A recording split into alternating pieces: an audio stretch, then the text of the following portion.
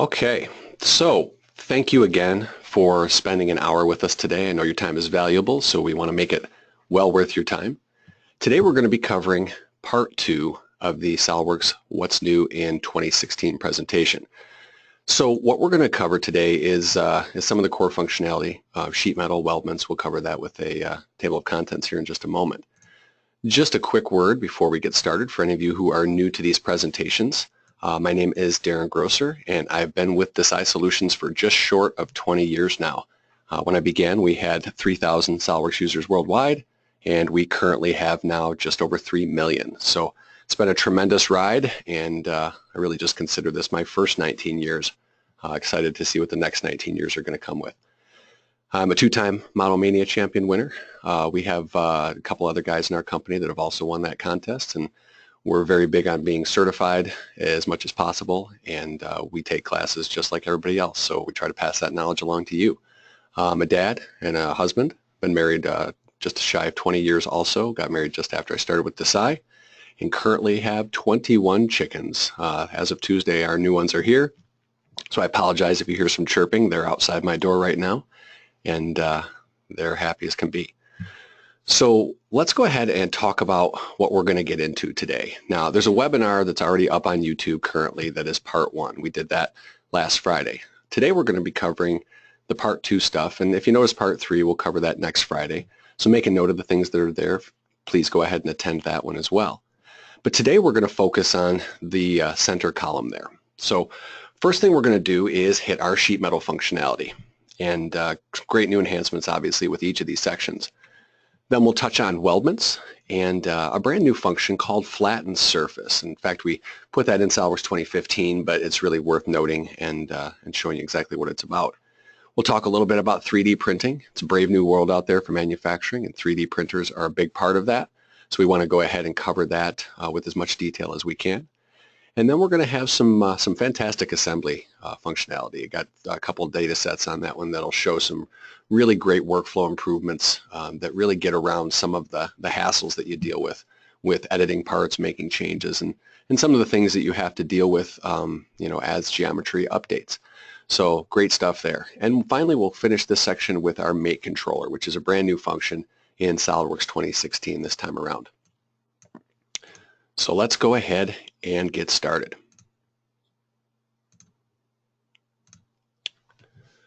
So we're going to begin with sheet metal. Now there's two notable things in this one, and one has to do with the more organic sheet metal functionality that we do these days, which is a swept flange. We also have lofted flanges as well, but swept is more or less outside the bounds of what we would consider a normal fold-unfold operation. Great workflow change to that. And then some new workflows when it comes to the most common flange feature, which is our edge flange tool. So let's go ahead and take a look at each of those. So here sitting in SolidWorks, what we're going to do is look at a couple of different components. And the first one on this frame is the more organic shape down here. This is what we call a swept flange. Now a swept flange is just like any other sweep that you might deal with. It is a shape of a sketch that's going to be swept along another sketch, and that will create in this case something that is a formed operation as opposed to a bent operation, but it is sheet metal nonetheless. We have a tool right up here on the toolbars for that. What we're focusing on this time around are the cuts and the features that we have right here. The key to these features is the manufacturing process. Now all of these holes were actually placed in the 3D part, yet when I flatten the part, what I want you to notice here is that true to manufacturing of sheet metal, these features are cut normal to the profile. So what we're seeing in this particular situation is that as I look at the flattened part, we can go ahead and take a close look at these cuts. And you'll notice that each of those cuts is perpendicular to the material, because after all, these are the kind of things that would be water cut, laser cut, maybe even a turret punch to nip off at each of those corners. But in any event, we have these perpendicular cuts. However, the cuts were actually made in the 3D formed part. We'll go back and show you that. If I edit the cut feature in the feature manager, what you're going to notice with this is we get the preview that you'd expect with any cut or extrude as it goes perpendicular to the sketch plane. Well, as a result of that, the cut would normally go through the material perpendicular to that direction. However, in sheet metal, we always have this unique checkbox over here called normal cut. And what that'll do is make sure that no matter how this cut hits this part, the cut will then normalize perpendicular to the geometry. And here we're hitting two different faces, one at the top and one at a compound angle to that, as well as the fact that this wraps around. However, when we go ahead and actually accept this cut, I want you to see that the cut doesn't cut straight through the part. It actually puts those cuts perpendicular to the face. So this happens throughout this entire component. There are several faces here and several bends that turn directions. We make sure that the manufacturing and the final form are both as perfect as they should be. Now over to another component here in sheet metal is going to be just the basic edge flange. And one thing I'd like to focus on with this is something we talked about in part 1 of the webinar, which was the breadcrumbs. Breadcrumbs are a tremendous input to our workflow. When you pick on a part, you'll get the breadcrumb list up by the feature manager. As a reminder, the D key is the pre-programmed method to bring those breadcrumbs directly to your cursor position. What we see here, and we didn't see last week, was the hierarchy structure. We actually see several sub-assemblies deep when it comes to the component that I've selected. If you click on those icons, you'll see that this is the top level assembly. Then we have one sub-assembly which dynamically highlights, another sub-assembly, and then one deeper than that. And what these icons on our breadcrumbs allow us to do is select the sub-assembly at whatever level we choose and then action on that using the typical toolbars, which in this case I'm going to specifically open this sub-assembly without the need to find it in the feature manager. So with the part that we're looking at right here, what I want to do is add a flange to this. So here in the assembly we need to edit that part. But by using the typical edge flange operation, all we're going to do is the typical function, which is grab the edge and drag it one direction or the other. Now as we do that, it's going to be perpendicular to the face that it originates, which is a typical thing. But inputs over in our property manager allow us to align it to existing faces. And this isn't new, but it's worth showing. As I select a face on the part, you'll see that the angle will drop down to 59 degrees, which is something I didn't need to be aware of. It is now just geometrically proper. Now with any of these flanges that we take off of an edge, they've always been constrained to the size of the edge. The ability to edit the flange profile is nothing new. It's always allowed us to do things like move those edges inward if necessary, make it a little bit smaller if there are relief, and then even go ahead and modify this sketch and take away things like relations. So if I take away that vertical relation, we can go ahead and now modify this feature, and I can even go ahead and add relations by the way I drag things around. So snap to model edges, make a coincident, and even take this edge of our sketch, and we'll make that parallel to one of the faces or edges on the part. Great ways to make sure that your geometry works. But the key to this feature here in SolidWorks 2016 is the ability for this to actually extend outside the geometry. So down here you see that I can take that flange, drag it further down, and it will give us the appropriate relief necessary to clear this flange off of the existing geometry and add the flange to the new part. As we say finish to this, you'll see the beautiful result of this is an over bent flange. It's going to have edges that extend and once again give us the proper type of geometry based on how this part would be in its flat form. So great addition to the software.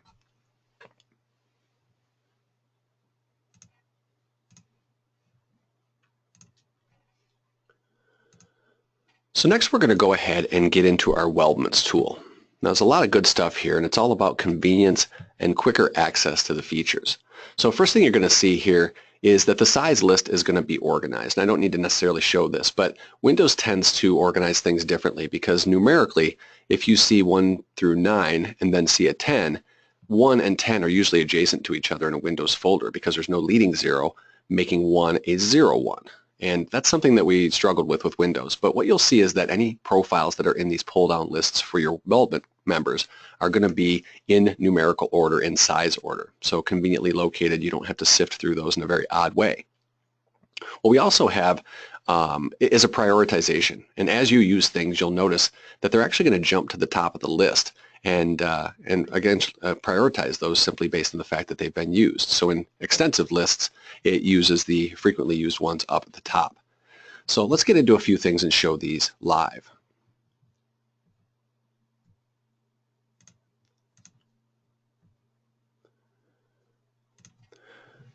So the file we're going to use for this is a little file we have called the bus shelter. And this is a pretty typical type of a weldment operation. Now, utilizing some of my 3D view capabilities that we get from SolidWorks MBD, we're going to jump around in this file just a little bit here. And the first thing I want to do is go ahead and add some of the structural members to this particular file. When I click on Weldments and select structural members, Once we sift through our list here and grab what we need to for the standard and the type of component we want, we'll go ahead and hit the expanded pull-out menu here. And what you'll see is, and based on my screen resolution, we're getting this down up at the top, but you'll see that there is a prioritization of the last ones that I've used right up above this line. So I don't have to find them if they are in that extensive list. Now as I select those, of course, they're going to allow me to put that profile directly on each of these ARCed members.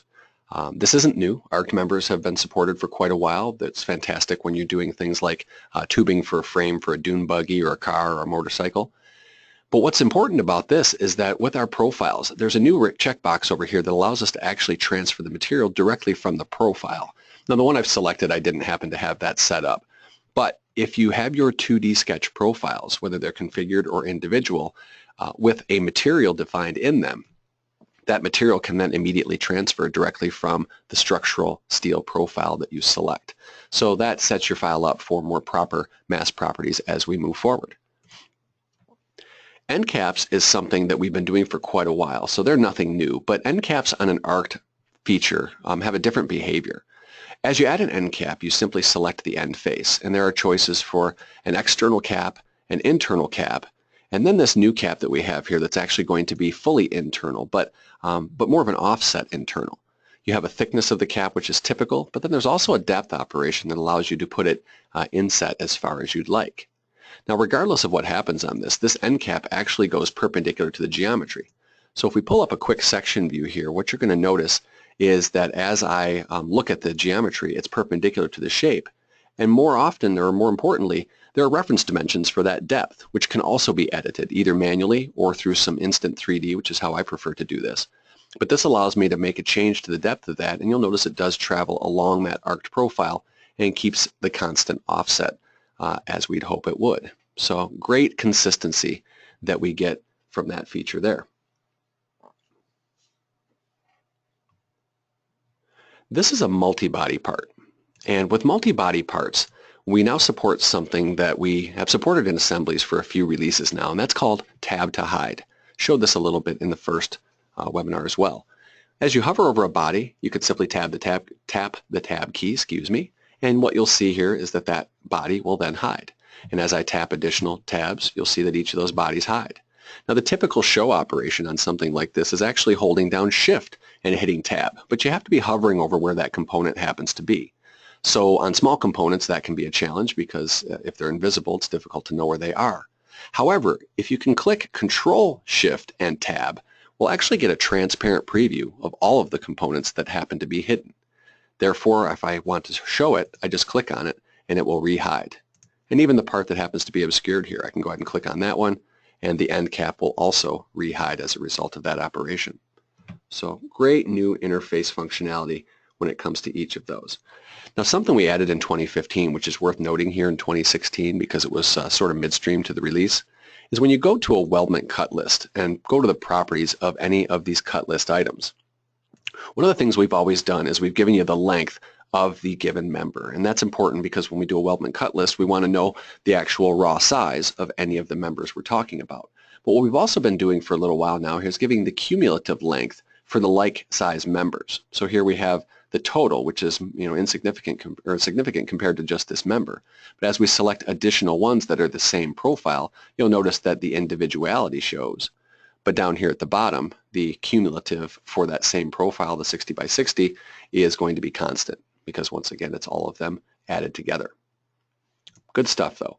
That'll all show in a bill of materials. There are properties for each of those for your weldment cut list, and it really allows for some very accurate pre-knowledge when you're going to go ahead and then manufacture these structures, and you want to gather your structural steel and your components together to physically start assembly.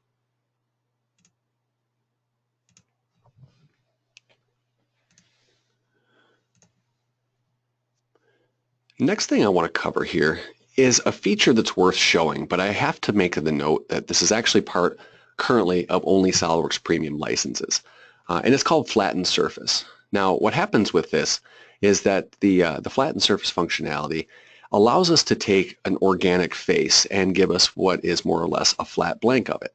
The purpose is to be used for things like decals and other things that need to map a topology. So the example that we're going to use that you see here on the slides is a domed component in a couple of directions.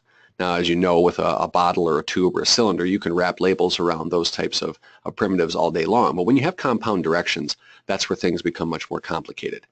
Now, the analysis that we do on this is sort of rudimentary compared to some of the solution partners out there like Exact, Flat, or BlankWorks. Those tools will take material properties into account and give you better details when it comes to the difference between a woven fabric versus a metal or a leather, when it comes to the way it needs to stretch or the way it's going to bunch up in corners. So those are the kind of things that we want to keep in mind when using this tool. But for what it does, it works for the 85% percentile features that someone might use this for. So let me get into exactly how this thing functions.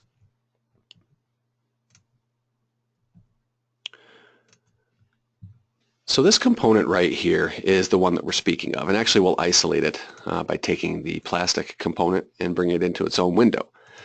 So with the SolidWorks Premium license, what you'll notice is on the Surfacing tab, you're going to have a button called Flatten Surface. What Flatten Surface allows us to do, again, is select face or faces. It actually does work on multiples.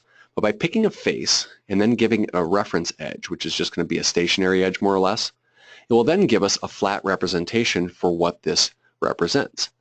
Now, why this is important, once again, is that this part here is domed in two directions. So we have a compound face that's being dealt with as a result of this.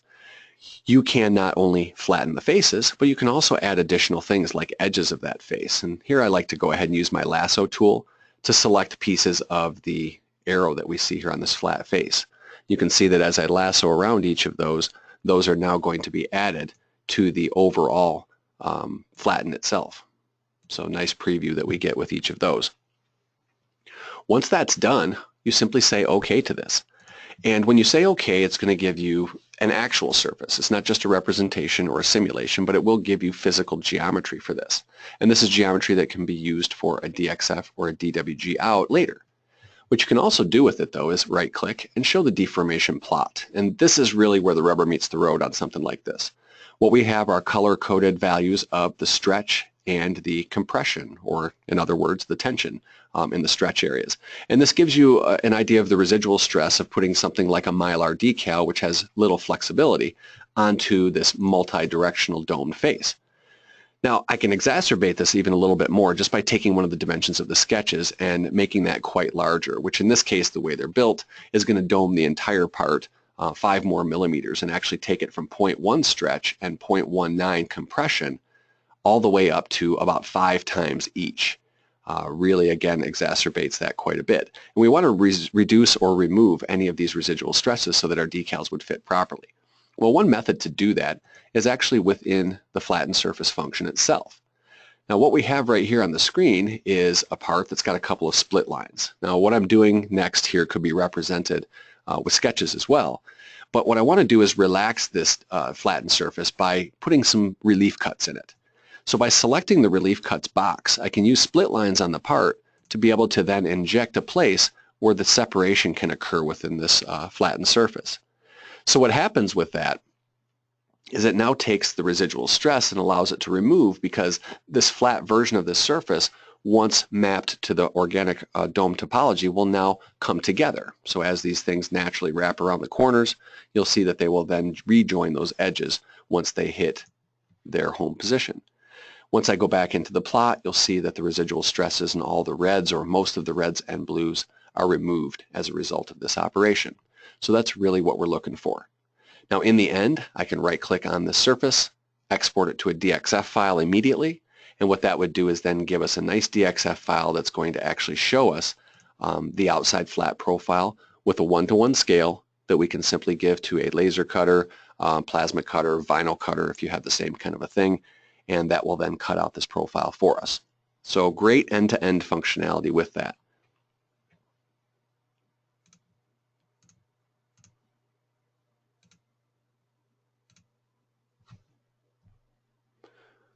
Let me get back over to my presentation for everybody here.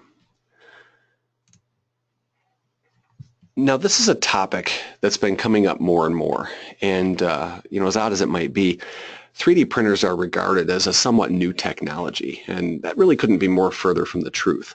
3D printers have actually been around since the mid-'80s.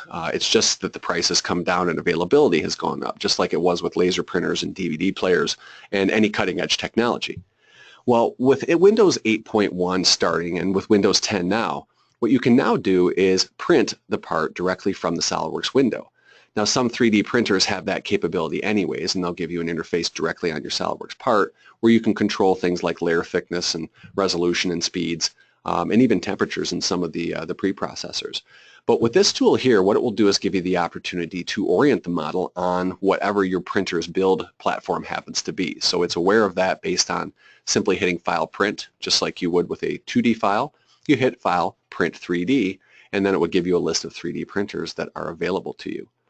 Now, that being the case, you can also change the scale. There's a nice auto scale button, so if really the idea is to just get a prototype for some design reviews and scale isn't an issue, there's a simple button that says maximum scale or full fit, and it will then make it as large as possible based on the build platform. What you can also do is get a feedback loop here that identifies the surfaces that require support. Now, not all 3D printers actually have support material. 3D printers will use the existing material to build supports if their preprocessing software allows for it, and then there are other printers that do have either dissolvable or supports that we can wipe away or blow away with a water jet. But essentially, knowing a face needs support will give an indication of, first of all, that it will be more of a matte finish or a lower quality because there's support material touching those faces, but also an idea of your printer can actually work with that part in the method that it's designed, if it's a case that it doesn't have the capabilities to do support materials.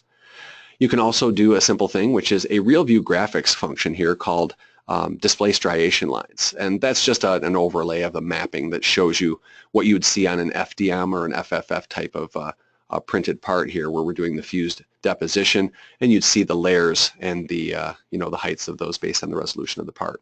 So it's an interesting little graphic, but other than that, it's really just more of a cosmetic thing for you.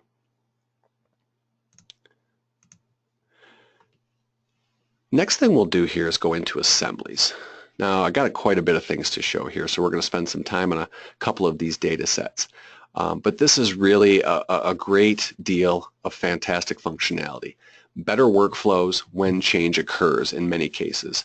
And one thing I say constantly, and it's really indicative of what we do, is that the only thing that is constant about design is change. You've got a great idea, you try to get it down on paper, and better thoughts come up as you're working through the steps. So it's important for you to be able to roll with those changes. Now, sometimes those changes are going to modify geometry that other parts are referencing, whether it's geometrically or whether it's with mates. And that can cause some red in the feature manager, some hassle.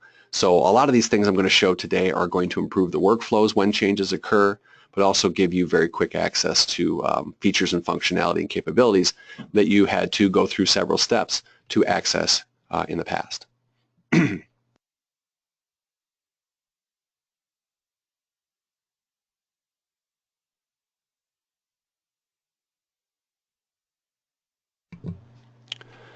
The first file that I want to pull up here is a file that I used in my What's New in 2015 presentation. And I got to lay a little bit of groundwork with this because I want to show you some of the things we did in 2015 and how those then evolved in SolidWorks 2016. So first thing we're going to do is look down in this area. And for bandwidth's sake, let's just go ahead and put a white background on all this. So the first thing I want to show you is a new mate that was added in SolidWorks 2015, and it's quickly become one of my go-to favorite mates. When you pick two faces, and you normally go from there to your mate tool, what you're going to notice is that it defaults to a coincident mate. It's always done that. Now, what we've had in SolidWorks 2015 is a brand new mate that's much more powerful than this, and it's under our Advanced Mates pull-down menu. If you look at the top of the Advanced Mates, what you'll see over here is a new mate in 2015 called the Profile Center Mate. Now watch what happens geometrically to your part. When you click on Profile Center, it not only keeps the coincident relationship, but it also centers those faces both top and bottom and left and right. So in essence, it's three mates in one. It's a coincident mate and a pair of width mates. What that does is that fully defines that part.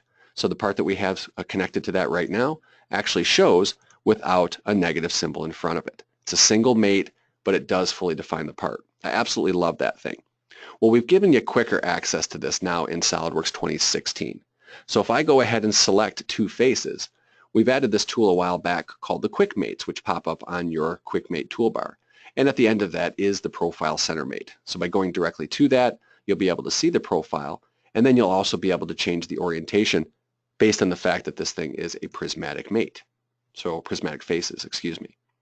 The Profile Center is super powerful because if I went ahead and changed any dimensions of the part that it's mated to, I just want you to see here that as the geometry changes from 60 to 75 in this case, what we're also going to see is an update to the profile centering position here. So the top and bottom faces now recenter as a result of that, and the width even got bigger because of the equation we had there.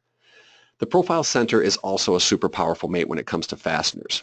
The socket head cap screw that we have in the feature manager is an underdefined part, and it has absolutely no mates on it whatsoever.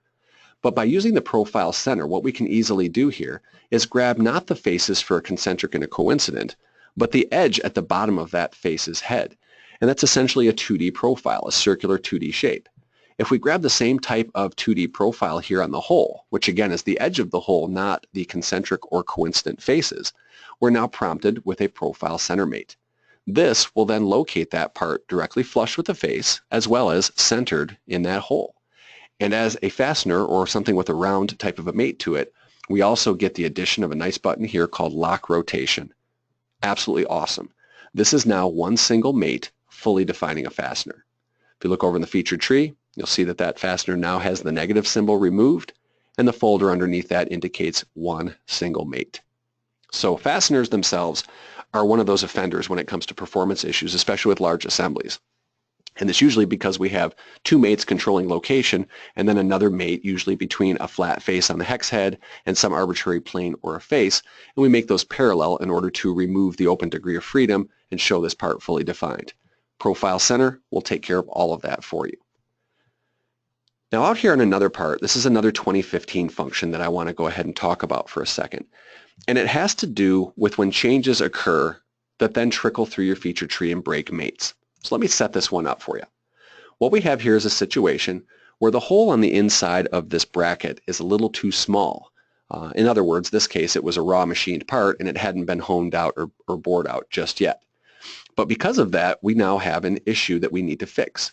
So to do this in a very deliberate manner, I'm going to open this part up in its own window and just show you that instead of changing a dimension, which doesn't really depict manufacturing process, I'm actually going to add a new feature to this that bores this part out. So essentially it's going to cut away the diameter and make the internal to that part a bit larger. Now as a result of that, unbeknownst to me, what I've now done is I've removed a face used in mates. And the result of that is a feature tree which is very unpleasant looking. So we go back to the assembly and you can see right here that we now have a lot of red in the feature tree. The result of that happens to be the fact that we have mates broken. So now we can see concentrics are broken here. We've got some O-rings in the middle here, which the mates are also broken with. A lot of parts now have issues as a result of the edit that we just made. Well, what we're going to do now in 2016 is we're going to fix one of the parts. And you'll see that there's a great workflow that happens as a result of making one change. So let's take one of these O-rings. I'm going to tap the D button. That's going to give me my breadcrumbs over to my cursor. And we're going to edit the concentric mate, which is now broken as a result of this issue. What we see here in our mate selections is the missing face, and out on the graphics area is the dead silhouette of the face that is now gone. Well, we're going to replace that by now picking a new face on the inside of that, which will then relocate the preview of my O-ring. Upon accepting this change, we're now prompted with something that says, hey, a lot of other mates are broken because of this exact same problem. How'd you like to fix them all? So of course I want to say yes to this, which will now magically repair the mates to all of the other parts now floating out in free space. So again, that is a SolidWorks 2015 function that we did, and it's a change made to one part, breaking mates to several other parts, and we can now fluidly and easily re-reference all of those other features by simply fixing the mate in one of the components and then accepting the prompt. Well, now in 2016 we're going to go the opposite direction. What I have here is three what we call clamping knobs. It's the same part used in multiple locations, so kind of the opposite situation. But what I'm going to do here is I'm going to make a change to one of these clamping knobs, or all of the clamping knobs frankly, and that's going to break mates for the clamping knobs in their multiple positions. The first thing I want to do though is pick them all. And I'm using a new SolidWorks 2016 selection function here, which is either on your right mouse menu or up at the top here under our advanced select tools, and it's called Select Identical Components. What this allows you to do very simply, and especially in the case of toolbox components, but here with my clamping knobs, is if I go ahead and select one of these components, because they're all identical, they will all automatically get selected.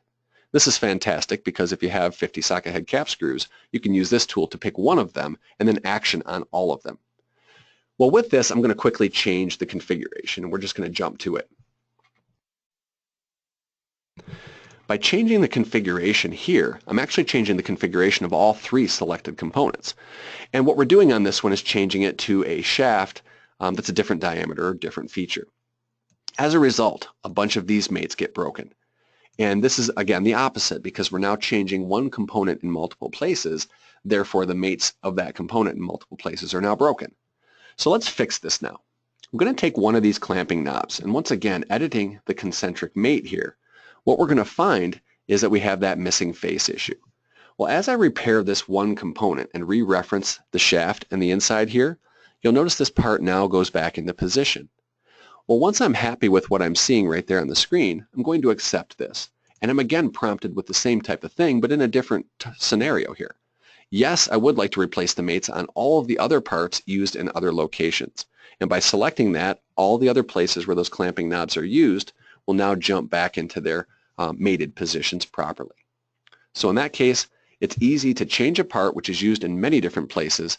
Now you don't have to go and repair all of the mates to each individual instance of those parts. Last two things I want to show on this demo set happen to do with quick access to the mates and then some simple copy and paste functionality.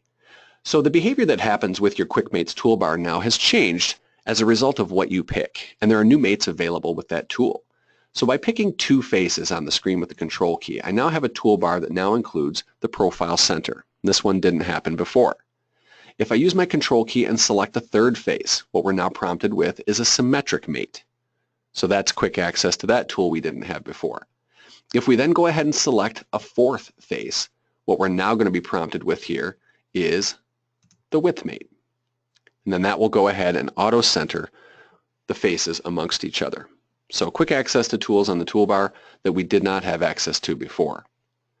Last, but certainly not least in this demo set, is the ability to do a very common function in Windows, which is a copy and paste. What happens now is if I take a bunch of parts here, let's go to our Windows Select and grab them instead. I'm going to grab a bunch of parts and hit Control-C, and then pick elsewhere on the screen and hit Control-V. What happens is that all of the parts that get pasted will automatically also copy and paste the mates amongst them. So if I grab this part and start dragging it around, what you'll notice here is that without any other effort, I now have a part that looks exactly like the others that were there. The mates work, they actuate, they twist, and they rotate exactly like we expected. The only thing that drives this behavior is that when you copy and paste parts that share mates, those mates go right along with them. So fantastic addition to the workflow. I'm going to move over to a different assembly set here to show a few other things.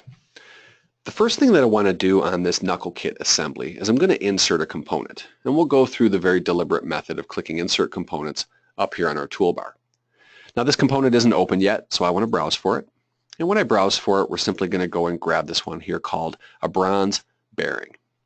Now this bronze bearing is a configured part, and I have the ability now to choose what configuration I want to bring in right here in my Open dialog box, or if I choose to simply hit Open, I can choose the configuration I want before I actually insert it into the graphics area just by using my Property Manager.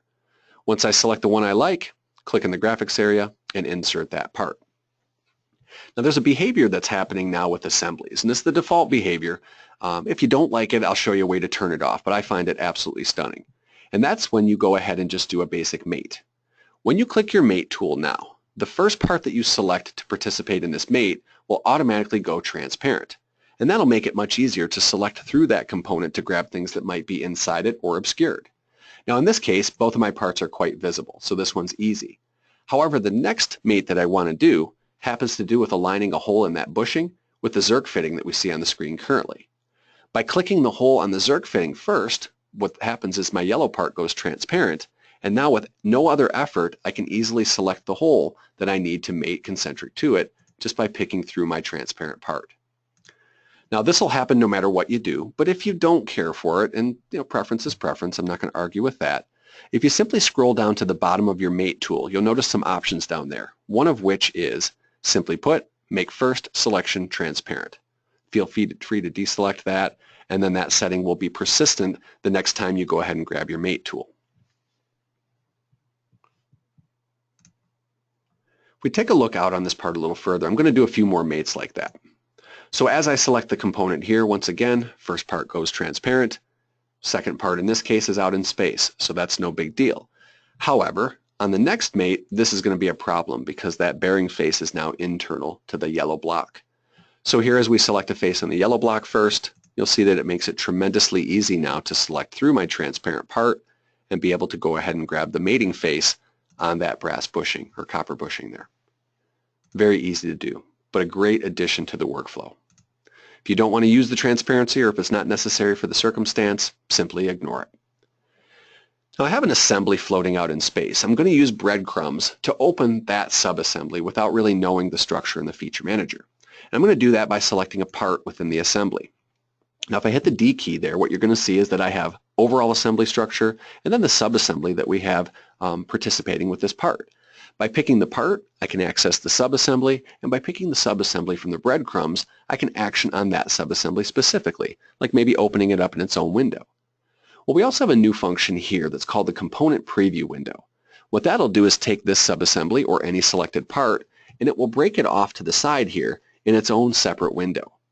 Now this window you can use to zoom and pan and rotate completely independent of the graphical window containing the assemblies themselves. It makes it very easy to select faces that again might be obscured or your parts might be in an odd position or frankly it might be a 10,000 part assembly that's not very convenient to rotate, zoom, and pan amongst. So here I can select faces easily from one window to another and use those selected faces to mate. The previewed component in the main window will then jump into place indicating what we've done is proper, and then I can continue by selecting additional faces, once again unobscured, and then go over to the graphics area of the assembly and pick the corresponding faces we want to mate to. Once those are selected, my previewed component again changes within the main assembly window. Once we're all done with this, we can exit the preview and everything goes back to normal among the main assembly, and you can see that we have nice rotation capabilities mated for the knuckle. I want to point out before I show this next thing that I'm not using data management for this function. But we now have the ability to change the names of the files in the feature manager. We do that by simply slow double picking. Now what happens as a result of that is a slow double pick in Windows Explorer would rename a file. Well, here in SolidWorks we're doing exactly the same thing. So by slow double clicking, I get the name of the file available and I can simply type a brand new name. Instead of vertpiv, let's make that vertical pivot. When I click off of that, this name change is actually just temporary until we finally do hit a file save on this particular feature. So with the component that we've got in the graphics area right now, what I'm going to do is go ahead and select that component and open it up in its own window. Now that we're in the open window, what I want you to see here is that there is a dirty flag on this file. And that dirty flag tells us that there's a change, even though geometrically we didn't do that. The name change is actually what's triggering that dirty flag. With this, when I go ahead and finally do hit save, this is always the consideration with a file name change and why I want to cover this in a little detail. When we rename a file, of course there's other assemblies and other drawings that are potentially referencing this document.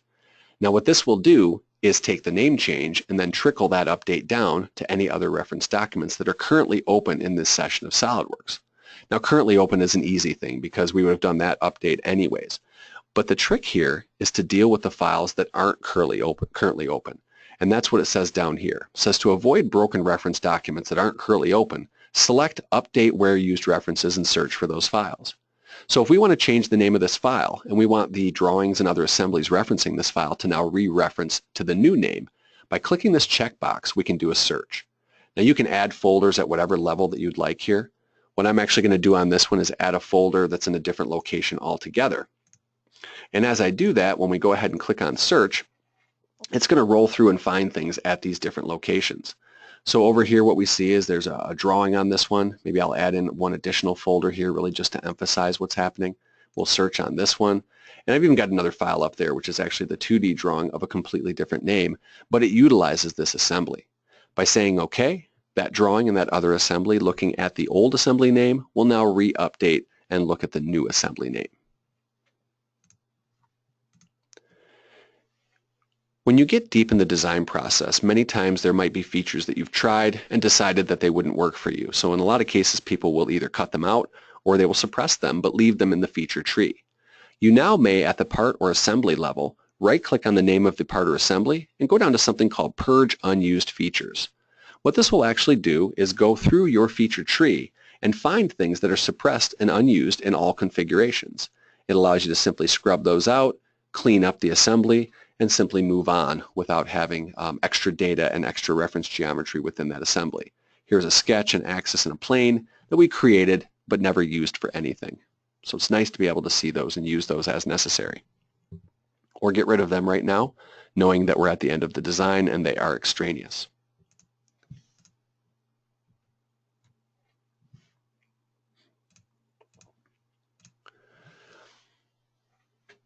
So over there we went ahead and covered some renaming of the components in the feature manager, the component preview window, and breadcrumbs allowing us to open up the component directly from the graphics area.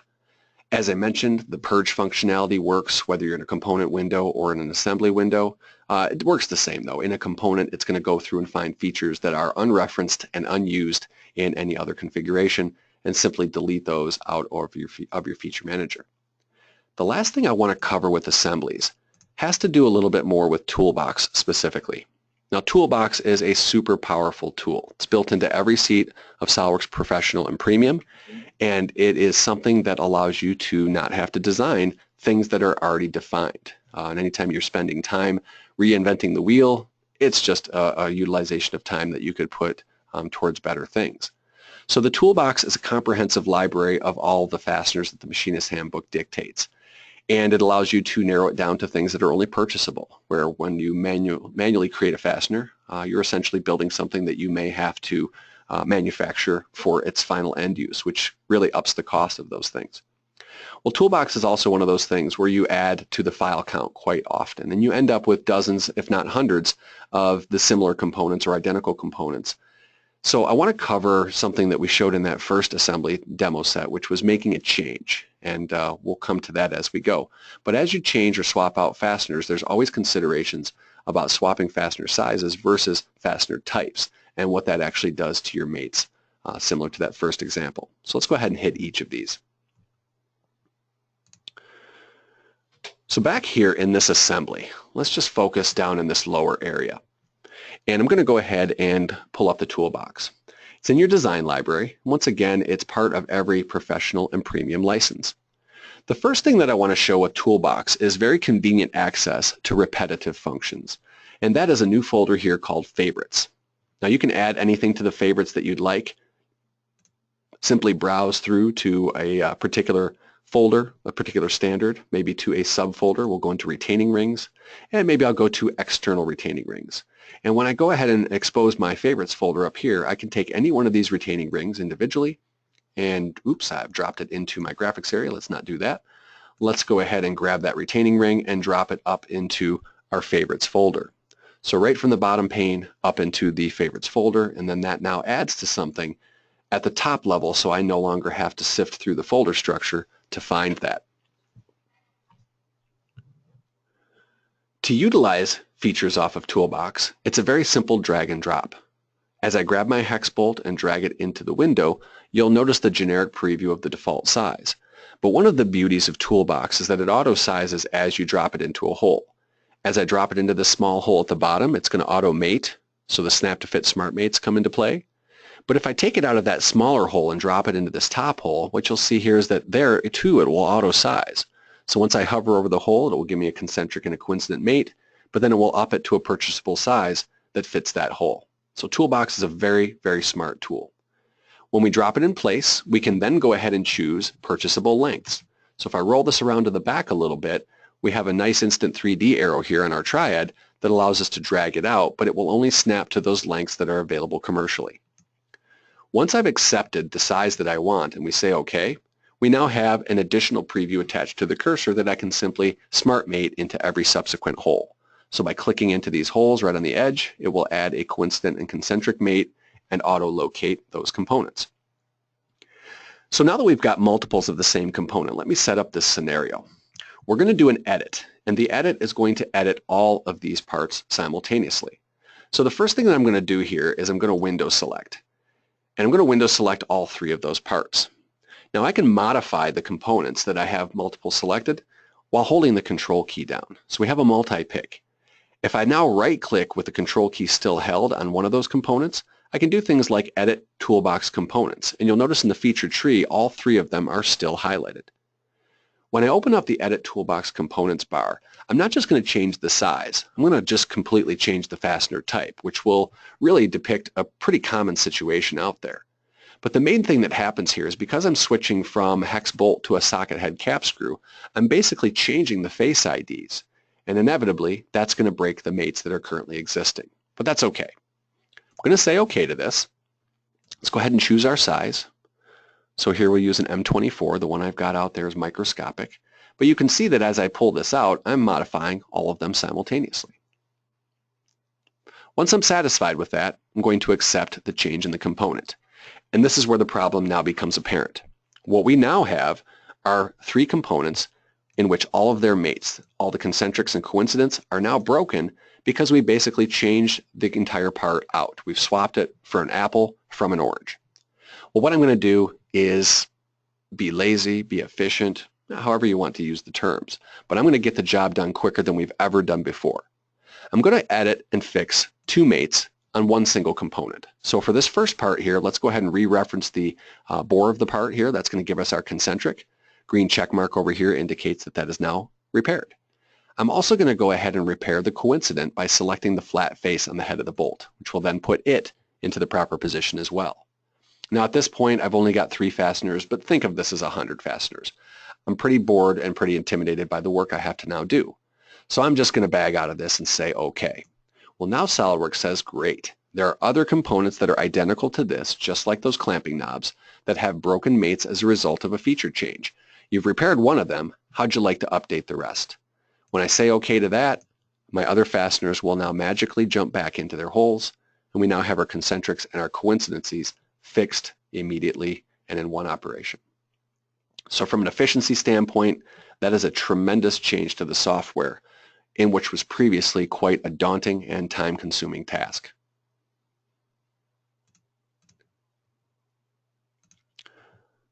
So now when you replace components en masse, it's not going to be a mass edit and a lot of stress on you like it was before. Fix one of the sets of mates, and the rest of the components that are identical to that will then prompt you to automatically repair those mates as well. The last thing that we're going to talk about in this What's New section here is something called the mate controller.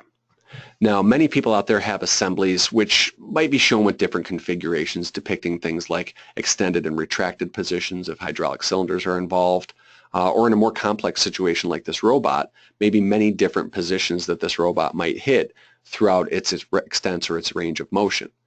Well, those types of positions, whether you're using, again, robots or your own types of things, they're all controlled by configurations. And the more configurations you have, first of all, will bloat the file size because every configuration has a display set that's associated with it. So just by adding a configuration, you're adding a snapshot of the graphics of whatever that configuration depicts. But what also happens is it's a difficult thing to modify and manage several mates that are based on dimensions. So if you have angles or positions, strategically suppressing and unsuppressing mates, say a coincident on one side you'd suppress and you'd unsuppress a coincident on the other side, and that would make a cylinder actuate to a different home position. Those kinds of things can get more difficult with obviously the increase in the complexity of your system. So the mate controller was invented to really reduce or eliminate all of this type of difficulty. So let me show you what this thing looks like. We're going to use this robot file here as our example data set. Now the robot file has a lot of different mates in it, and to control several positions based on configurations, we're now dealing with a bunch of dimensional changes that would then be for this configuration only as opposed to a global dimensional change. Well, that gets, again, very difficult to manage when it comes to configurations. So what I want to do on this is show you something I've already started in the feature tree called the Mate Controller, although to start it from scratch there is a button on your Assemblies toolbar for this. I want to show you where we're at right now with the Mate Controller by editing this feature. Now the mates that can participate in this part, or in this feature here, are mates that are driven by dimensions. So those are going to be things like distances and angles, whether they're limit or just hard numbered distance and angle mates. So 4 types of mates there. But they can also be things like slot and width mate if they're set to be at a distance or a percentage within those boundaries of the slot or the face positions. So any of the mates that have dimensions associated.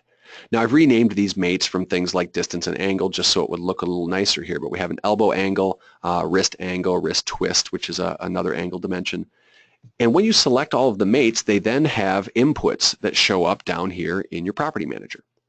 So with these inputs, you can capture positions, which I have 5 started right now. I'm going to show you how this works. So our home position is where we're currently at. If I move to position over object, you'll see that mate dimensions and sliders change and our parts move to a new position. As I select an additional one there, you'll be able to see that it moves to another position. We've got pickup, we've got closed jaw, and then we've got lift. So I can use my arrow key now with that pull down selected, and I can cycle through each of these positions as I'd like. So we're going to end this portion here right at the lift because I want to add some new positions. We do that by selecting this button right here called Add Position. You can name this whatever you'd like. I'm just going to choose to keep this the next name, which was Position 6. Now Position 6, for our sake, is going to roll this robot over to the right and do some changes. And you can modify the values in the Property Manager a variety of ways. You can grab the slider here and simply use that to reposition things. So we're going to roll our robot over to the right, slide that slider around. But what you can also do is unlock the mates out of the Property Manager and grab the parts graphically and move them around that way. So by grabbing the head of the robot and moving it around, I can put it in whatever position I like, and you'll see that the sliders over here are actually mimicking what I've done graphically. Well, I like the position that we've got right now, so what I want to do is just refresh Position 6 after these changes that I've made. So let's go ahead and add another position. We'll do Position 7. Now Position 7, I'm going to use those same mates that are unlocked, and we're going to position this over a theoretical part. So let's say right about there, looks good. Let's lock those mates again so I don't accidentally drag them. We'll unlock the forearm twist, which will allow me to graphically roll this part around. That's a good one there, and it looks good over here as the slider changes. And then let's go ahead and just modify the wrist angle. I want to roll that thing to more of a horizontal position, as you can see over there to the right-hand side. The last thing that I'm going to roll in position is going to be the wrist twist. I want those grippers to be horizontal. Now with all of these manipulations done, we're going to refresh those as they have changed, indicated by the dirty flags over here in the Property Manager, by simply updating the position currently with the name Position 7. Add one more here. We're going to call that Position 8, and all I'm going to do on this one is just open the gripper. As if I have a part in the gripper, we're going to use this now to open the jaws of that gripper. So as I slide this, you'll see that opening up at the bottom. Update that position. And now I want my last position to also be the same as my home position. So by going to the home position and then capturing that as a new name, what I've now got is my start and end positions are synchronized. So as a result of what I've done here, you'll see the Property Manager now has 7 different positions, or 9 different positions, available. We'll start with the home position, and as I cycle through each of these with my arrow keys, you'll see that I can now move in what would have been controlled by configurations before over to the object. We can move down to the object. We can then go ahead and grab the object by squeezing the gripper. We'll move up and over to the new position that I've created after we lift out. And then we're going to go ahead and back down to the part position that I chose to then release the part. And then finally, Position 9, which is the same as our first position. Now this is a very cool function. Again, it really compartmentalizes all of these types of things and makes a very nice audit trail here in the Property Manager.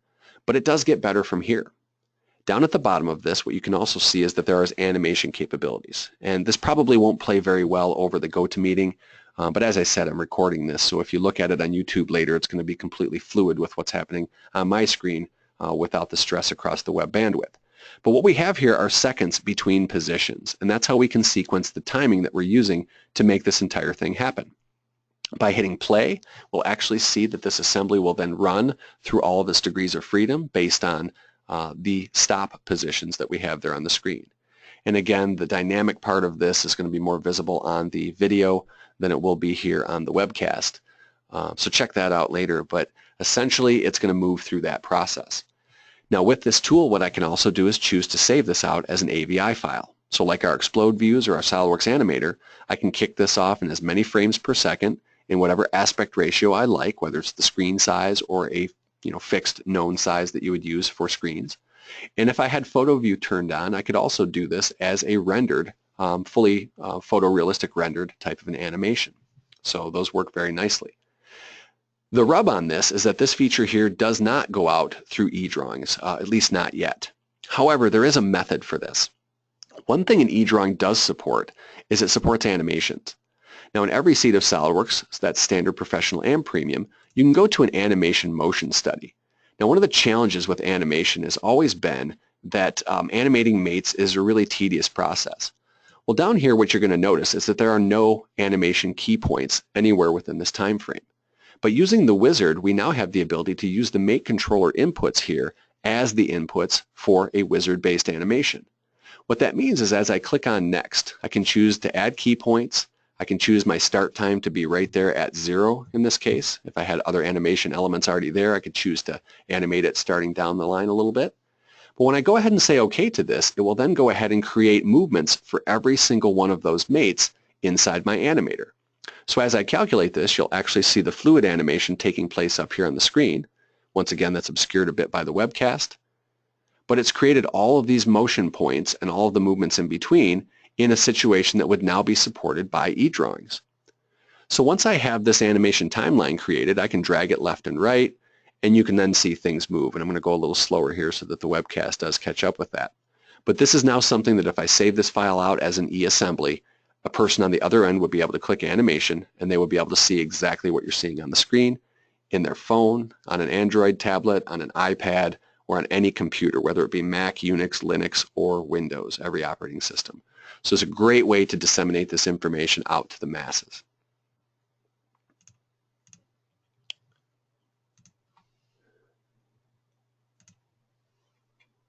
So in closing, what I want to do is just cover again what we talked about today, and please tell your friends, have them come out and take a look at this on our YouTube channel.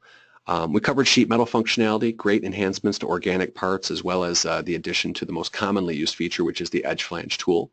Weldments gave us great access to our tools in our property manager list, as well as the ability to embed things like the materials into the profile and deal with arced sections and caps more effectively. Flatten Surface, which is part of SolidWorks Professional, or Premium, excuse me, is the ability to create a flattened representation of a more organic face in an effort to be able to map things like decals and labels onto those more effectively. 3D printing is just going to get more and more prevalent. In fact, I got a new 3D printer right next to me here that I got a couple weeks ago. And as the price comes down, it's going to be as common as inkjet printers. So the ability to print directly out of SolidWorks is something that was absolutely essential. Set it up the way you like, get the results you're looking for, and be able to produce prototypes in an effective and inexpensive way that's really just going to take the industry by storm once it gets more acceptance. Assemblies give us the ability to not only access things like mate tools much more effectively, but also change things and roll with those changes in a bit more of an easy method, and especially when it comes to multiple components used in many different places like with the toolbox. Finally, with the mate controller, we can have effectively capture positions of assemblies by using a feature-based tool which won't make your file size larger and is built for the process, which means the audit trail and the inputs are much, much easier to deal with. So I want to thank everybody for spending an hour with me this morning here on your Friday. Please follow us on YouTube, which is DASI Solutions. Just search for us there. And you can also follow me on Twitter. I'm at DG Hockeytown. That's Darin Grosser, Hockeytown. Fortunately, the Wings didn't make the second round of the playoffs last night, but I'm no less of a fan as a result of that. But follow us out there. We're making videos constantly. We're putting those out on YouTube, and we're linking to those to our Twitter and our Facebook feeds. So by following us, you'll be informed of any of those things that we're adding to our content pages. So I'm going to take a couple of seconds here, see that we've got at least one question that has popped up, and I just want to go ahead and take a look at this. Is this webinar and last week's available to watch again? So the answer to the question here, it says, is this webinar and last week's available? Last week's I posted on Tuesday. I was not able to get to it on Friday, but it is out there now.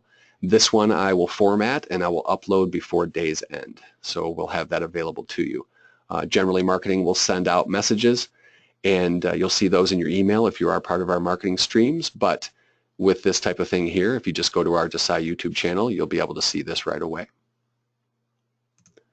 So thank you very much again. I realize that time is money, and the time that you spend with us is valuable, so I want to make sure that that time is used as effectively as possible.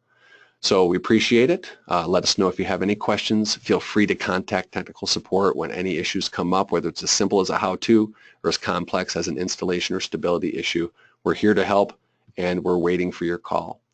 So thank you very much. Have a great weekend, and join us next week for What's New in SolidWorks 2016, Part 3. Thank you very much.